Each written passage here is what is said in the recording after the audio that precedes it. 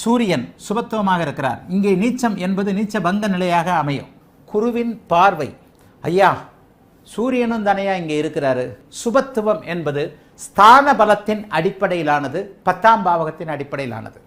முதல் நிலை சுபத்துவம் என்பது ஸ்தான பலத்தின் அடிப்படையிலானது. இது ரொம்ப முக்கியம். இந்த இடத்துல சூரியன் புதன் சுக்கிரன் எல்லாருமே வலுத்திருக்கிறாங்க.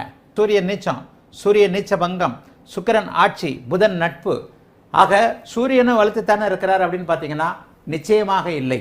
ஸ்தான பலத்தின் அடிப்படையில் சுக்கிரனே இங்கே அதிக அமைப்புகள் இருப்பதை போல தோன்றினாலும் கூட ஒரே நேரத்தில் குருவின் பார்வை, சுக்கிரனுடைய இணைவு போன்றவைகளில் 2 கிரகம் இருக்குது. சூரியனும் புதனும் இருக்குது. சூரியன் நீச்சம், புதன் நட்பு. ஆகவே இங்கே புதன் தான் அதிக சுபத்துவம். ஆக மேஷ லக்னத்திற்கு இந்த அமைப்பின் அடிப்படையில் பார்த்தீங்கன்னா ஒரு மேஷ லக்னக்காரருக்கு இது புதனின் அடிப்படையிலான ராஜயோகமாக அமையும். இவர் சாஃப்ட்வேரில் சிஇஓவாக இருப்பார்.